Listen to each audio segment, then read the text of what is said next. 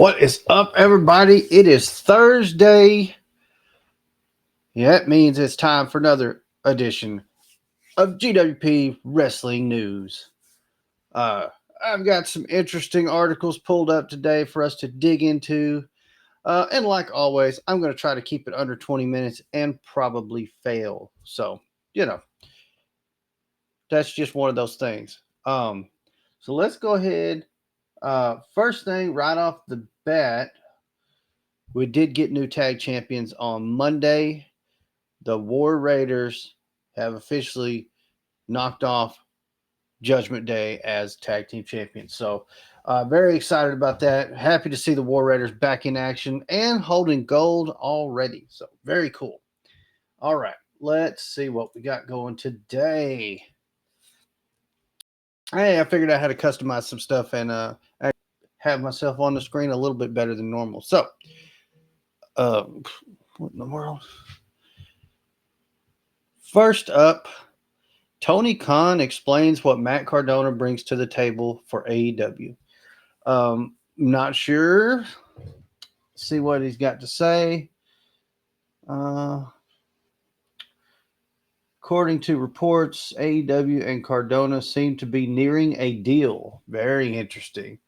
Which would make it the first promotion he'd sign with since WWE. And naturally, Tony Khan was asked about this during the recent Ring of Honor Final Battle media call. Cardona is set to face Jericho. It's double main events. Okay.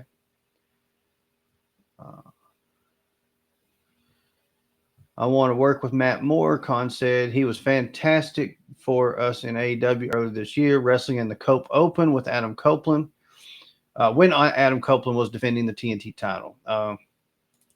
Khan went on to further praise Cardona's match against Copeland, calling it one of his real highlights of the year in AEW. He just had a great match, a great reaction, and I said I really want to work with Matt again. It's been a long time, Khan added, and praising Cardona for his success on the Indies. Tony Khan seems to be eyeing Matt Cardona for a championship run in Ring of Honor.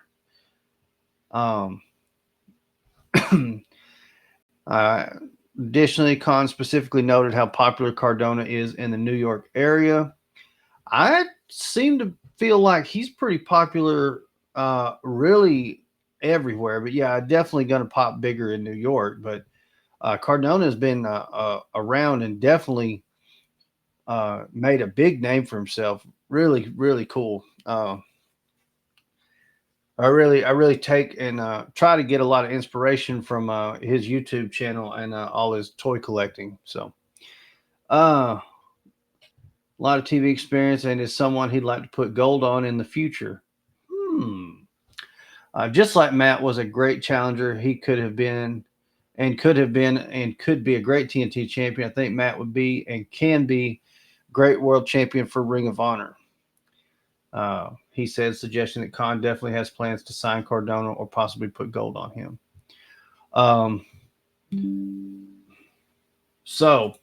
What this says to me is I would say if I don't know, did I miss the date for Ring of Honor Final Battle or whatever it was called? Yeah, I don't know if it said in this article, but I would say if Cardona takes that title from Jericho, it's pretty much guaranteed that Tony Khan will have signed him. Is he signed to an AEW or a Ring of Honor contract or a split deal or something? I don't know. I don't know what they're working with. I know I've got some more news on AEW's streaming deal and stuff coming up. So stay tuned for that.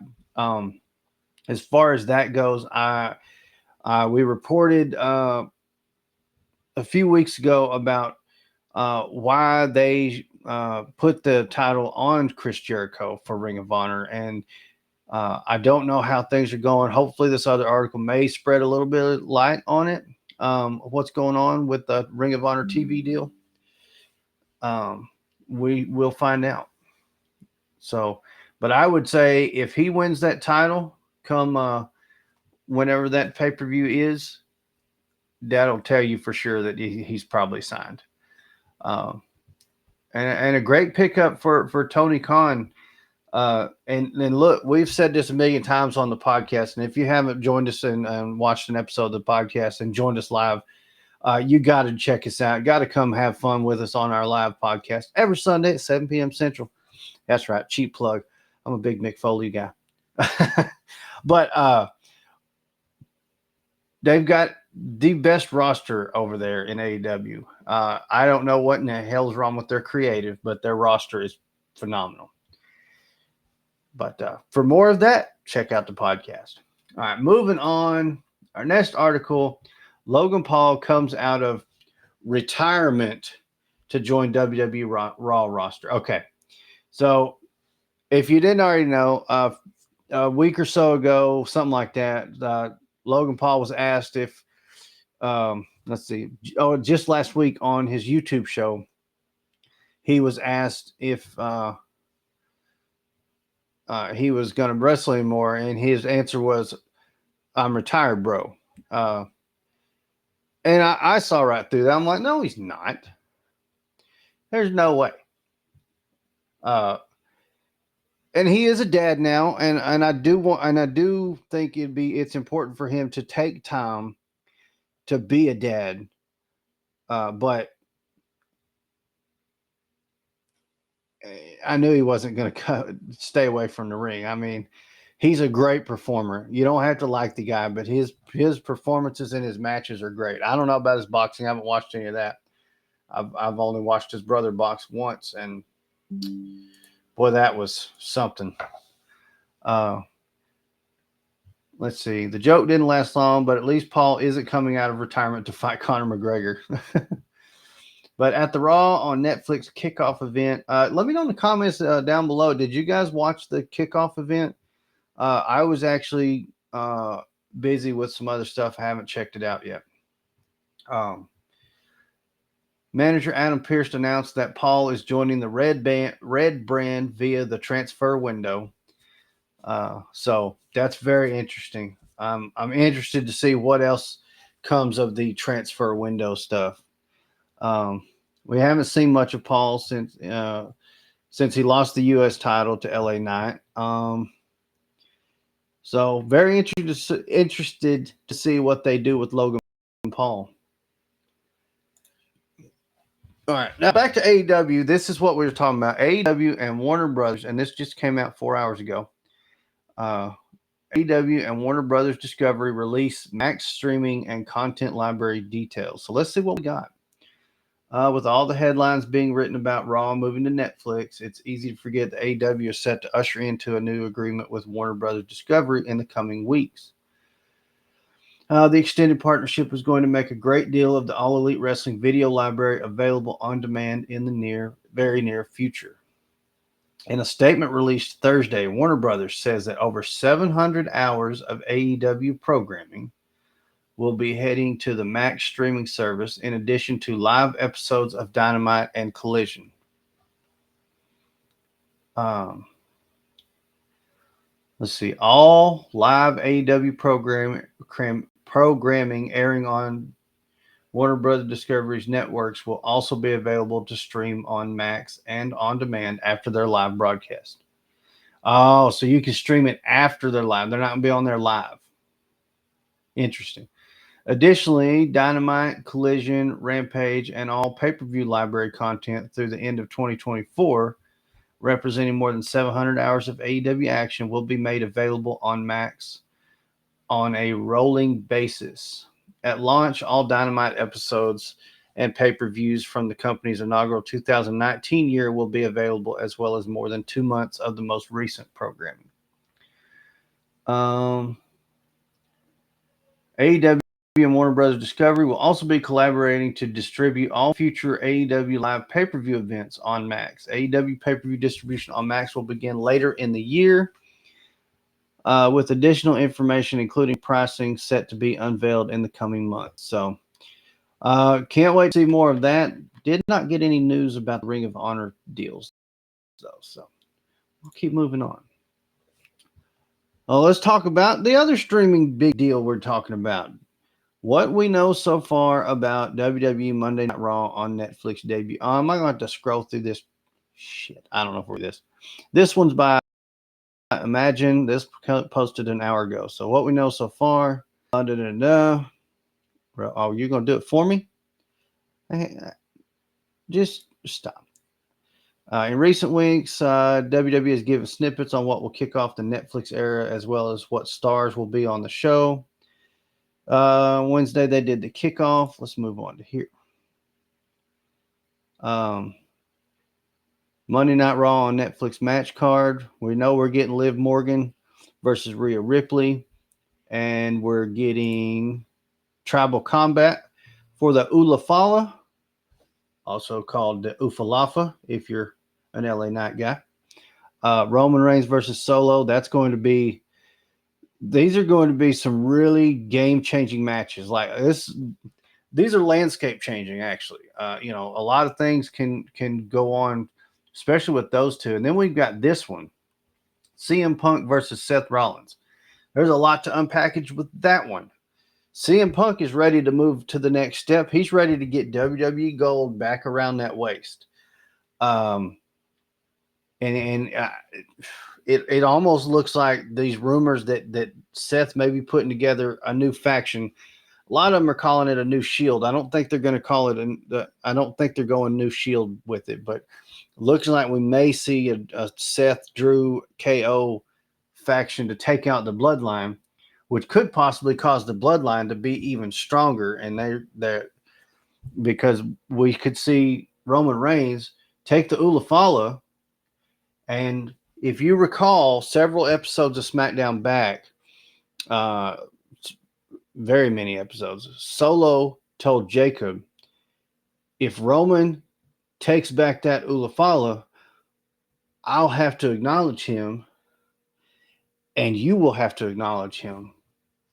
So, like I said, there's a lot of landscape changing things happening with those three matches. What else do we got? Who else will be at Monday Night Raw on Netflix? So far, they've promoted Cody Rhodes and Bianca Belair as part of the show. Yay, Cody. No offense if you're a Cody fan. John Cena, who will start his farewell tour in 2025, has also been advertised. Rapper Travis Scott will perform the new Monday Night Raw theme song. The commentary for the show will be Michael Cole and Pat McAfee. That makes me want to jump up and down with joy. The only commentary team that can come close to being as good as these guys is Jim Ross and Jerry the King Lawler. As great as Cole and Pat McAfee are, I'm an Attitude Era guy. I grew up with JR and the King. They're not going to do better than them. But I love Cole and Pat McAfee, so this is exciting for me. The latest reveal for the show was Logan Paul has joined the Raw roster.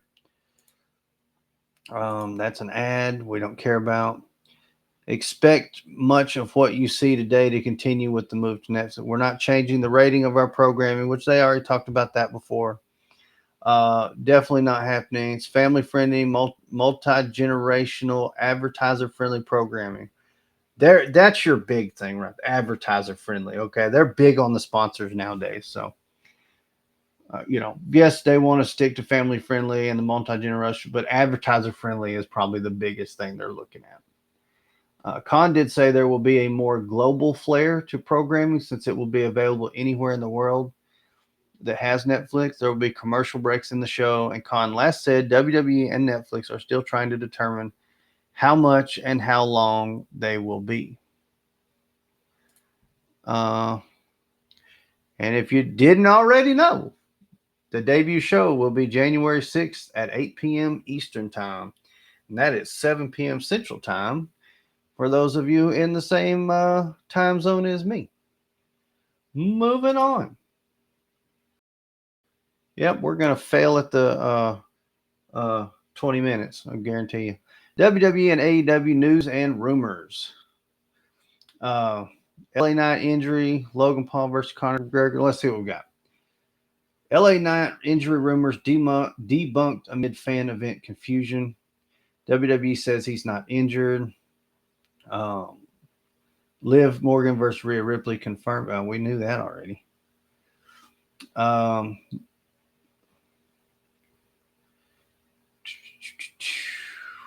Not watching the video. Logan Paul. Okay, John Cena's return. Okay. Now confirmed for the show is CM Punk versus Seth, Roman Reigns versus Solo, Liv versus Rhea. We'll just talk about that. Also believed to be on the show is John Cena's return, The Rock's return. I doubt it. Potentially rumored is the debut of Penta. According to PW Insider, it's believed to be the personality behind the teaser. I can't wait. Logan Paul is officially the newest member of the Raw roster. Is he the rumors about about with Tupurio are false? I am in preliminary agreements with a Bonnie family to face Logan Paul in a boxing exhibition in India. So that's what Conor McGregor posted. We'll see. Next up, WWE rumored to be introducing another new championship. Okay. We might be getting a little out of control. Let's see what this is about. Sources indicate WWE has discussed introducing a Tribal Chief Championship into the storyline between Roman Reigns and okay. Similar to the People's Championship presented to The Rock at WrestleMania earlier this year. Sources indicate WWE has discussed introducing... that's what I just read, isn't it? All right. Let me know what you guys think. I'm not down for that. I lost my title. I lost my wise man, lost the bloodline, the entire bloodline. But most importantly, I lost my Ulafala. So, I mean, there doesn't need to be the title. There doesn't need to be that because we have the Ulafala. And that's what it should be about. The tribal championship doesn't need to happen. Let me know in the comments, do we need a tribal championship? I can almost assure that most of you are going to say no. All right, we got some interesting stuff coming up right here. Ex-WWE star Matt Riddle accused of scamming promoter out of $2,000 and skipping any event. I'm not going to worry about reading that. I am, however, going to worry about reading Kenny Omega's AEW return plans revealed and Adam Copeland return revealed. So let's click on these. Okay. Kenny Omega fans rejoice. The Cleaner is officially on his way back after spending the entirety of 2024 sidelined with diverticulitis. Omega is set to make his return to wrestling, and it looks like it'll happen before his previously announced New Japan Pro Wrestling match against Gabe Kidd at Wrestling. According to Select, Omega's New Japan appearance was greenlit by AEW boss Tony Khan as a gesture of goodwill to further strengthen the relationship. While there was speculation that Omega might return at Full Gear, those plans never materialized. However, sources within AEW indicate that Omega's return has been discussed for the December 28th World's End pay-per-view. Guys, the Chase Collector, Chris, is going to shit a brick. Omega's upcoming match with Gabe Kidd at Wrestle Dynasty marks his return to in-ring competition, but AEW is clearly planning to use his comeback as a major storyline development before he heads to Japan. Whoa, buddy. Yep. Adam Copeland AEW return revealed. Let's see. It looks like Adam Copeland's return to AEW is closer than ever. According to Fightful Select's Sean Ross Sapp, the former TNT champion is expected to make his comeback during the AEW Dynamite's January 1st episode in Asheville, North Carolina. The show marks a significant milestone as AEW's first simulcast on TBS and Max, and it seems Copeland is set to help kick off this new chapter.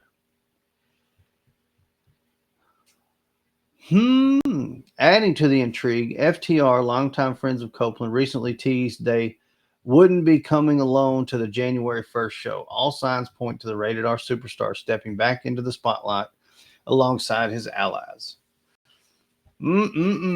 Boy. So we just talked about this on the podcast. AEW has really cooled off. WWE is heating up. Like they had a little cooling off period in between SummerSlam and Raw on Netflix. Okay. They just have really kind of cooled off. There's been great stuff. I'm not saying it sucked at all. But it's just been good stuff, but no OMG stuff. So get ready for Raw on Netflix. It's going to be packed with OMG, and we're going to have OMG moments all the way to WrestleMania. Even the dogs are excited. I don't know if y'all could hear that. So now we've been talking to AEW. We've been like, they need to get the creative under control. We need to get this. Omega's coming back. We've been saying they need Omega back. They need him. And I think he has a lot to, hopefully he can come in and be like, hey, been watching the product. Let's improve this, and this. Let's do some stuff. Adam Copeland coming back. Now we're starting to see some big moves. Now, you can say all you want. You can say AEW is just going downhill. They've been playing the big arenas. Now they're going to move back to the smaller stuff. So they don't need to try to take on, arenas and fill them with 50,000 people for a Dynamite. We've talked about when they come to Nashville. They did Bridgestone when me and Chris went. The first time I saw AEW in Nashville, they did Municipal Auditorium, a much smaller venue, but a much more fun venue to watch AEW. So I think it's a good thing. I think it's a move in the right direction. Hopefully, we're about to see them start going, okay, look at that. All right, WWE is popping off. We've got to keep up or we're going to die. So hopefully, let's hope we're about to see some good stuff out of AEW. See some of these guys get off that injured list and get off the sick list and all that. I want it to be good again. When we first started doing the podcast, all you heard us talk about was how we love AEW. AEW is the greatest, and it was really good. That's been 2 years ago. In this past year, 2024 has not been good for AEW. And all their problems do not have to do with talent. It is all about creative. And if the talent has got too much creative control, and that's the problem, he's going to have to turn into, maybe just a half-assed Vince McMahon and start saying, well, maybe you don't need as much control as you think you do. We need to stick to this plan. I've heard that his creative team is like 20 people. If you've got 20 people and that's the product, you need to hand out 20 pink slips. My opinion? Let me know yours down in the comments. If you hadn't already, hit that like button for me. Make sure you subscribe to the channel. Turn on the notification bell so you don't miss any of the content we got coming. Plus, you're going to get that notification every Sunday that Gladiator Wrestling Podcast is live right here on YouTube, 7 p.m. Central. Don't want to miss one of the best wrestling podcasts around. Come check us out. And also check out our other channels, Gladiator Toys, for all of your other non-wrestling toy YouTube fun. And check out the Chase Collector. He's hitting off with all of his Chase figures, showing off all kinds of stuff. If he's getting built up enough, he's going to start opening Chase figures. So check him out. Head over there, show those channels some love. Thank you guys so much for watching.